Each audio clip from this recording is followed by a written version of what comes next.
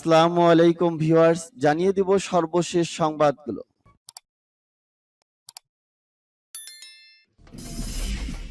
সংবাদের শুরুতেই জানিয়ে দিব সংবাদ শিরোনাম। চীন পাকিস্তান সীমান্তে ভয়ঙ্কর ক্ষেপণাস্ত্র স্থাপন করেছে ভারত।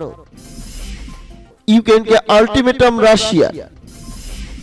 কসোভোতে উত্তেজনা, সর্বোচ্চ সতর্ক অবস্থায় সার্বিয়ার সেনাবাহিনী।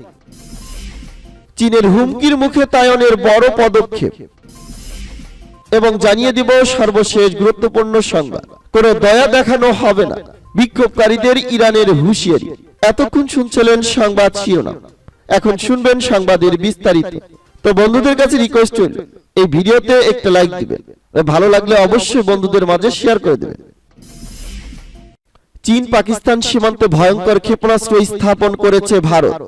চীন ও পাকিস্তান সীমান্তে শতাধিক ব্যালিস্টিক ক্ষেপণাস্ত্র স্থাপন করতে যাচ্ছে ভারত, সোমবার ভারতীয় সংবাদ মাধ্যম ANI জানিয়েছে। ডিসেম্বরের শুরুতে ভারতীয় ও চীনা সেনাদের মধ্যে সংঘর্ষের পরিপ্রেক্ষিতে নয়াদিল্লি এ সিদ্ধান্ত নিয়েছে। ভারতের প্রতিরক্ষা মন্ত্রণালয়ের এক ঊর্ধ্বতন কর্মকর্তা জানান, প্রতিরক্ষা মন্ত্রণালয়ের উচ্চ পর্যায়ের এক বৈঠকে সশস্ত্র বাহিনীর জন্য প্রায় 120টি ক্ষেপণাস্ত্র ক্রয় এবং সীমান্তে মোতায়েনের অনুমোদন দেওয়া হয়েছে। ANI জানিয়েছে, স্থানীয়ভাবে তৈরি প্রলয় মিসাইল সীমান্তে মোতায়েন করা হবে। কৌশলগত স্বল্প পাল্লার এই ব্যালিস্টিক মিসাইল 1 বছর আগে ভারতীয় সামরিক বাহিনী সফলভাবে পরীক্ষা করেছিল।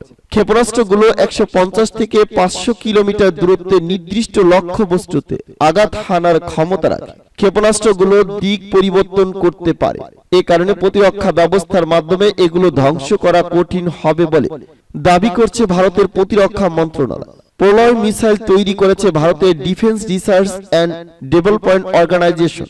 এটিকে আরো শক্তিশালী করে তোলা হচ্ছে, বাড়ানো হচ্ছে এর পাল্লা।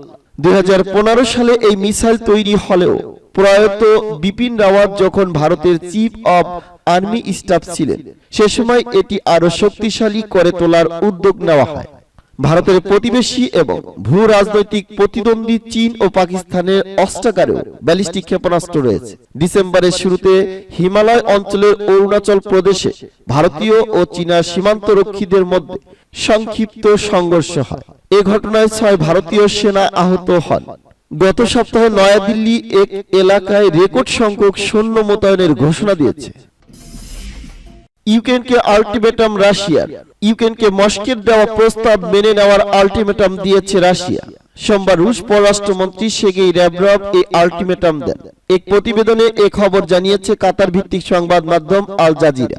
সের্গেই ল্যাভরভ বলেন, কিয়েভকে মস্কোর প্রস্তাবগুলো মেনে নিতে হবে, যার মধ্যে রুশ নিয়ন্ত্রিত অঞ্চলগুলোতে ইউক্রেনীয় বাহিনীর পরাজয় স্বীকারের বিষয়টিও অন্তর্ভুক্ত রয়েছে।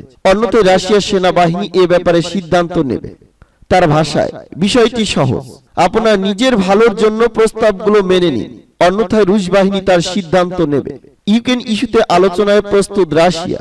রুশ প্রেসিডেন্ট ভ্লাদিমির পুতিনের এমন মন্তব্যের একদিনের মাথায় সোমবার এমন আল্টিমেটামের কথা জানান ল্যাভরভ।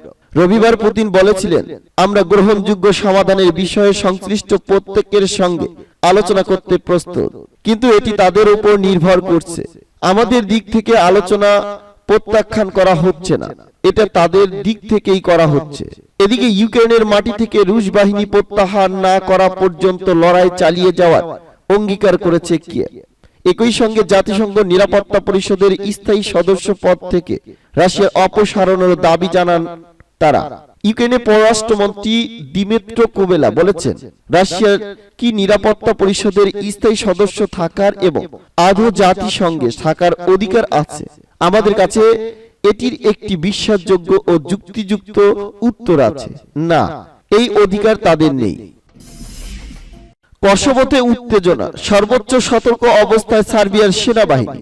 উত্তর কসোভোতে মিত্রশিখা শহরে সার্ব বিক্ষোভকারীরা মঙ্গলবার নতুন করে সড়ক অবরোধ করেছে। এর কয়েক ঘন্টা পর সার্বিয়া নিজেদের সেনাবাহিনীকে যুদ্ধের জন্য সর্বোচ্চ সতর্ক অবস্থায় থাকার নির্দেশ দিয়েছে। কয়েক সপ্তাহ ধরে দুই দেশের উত্তেজনা চলমান থাকার পর এই নির্দেশ দিল প্রিস্টিনা।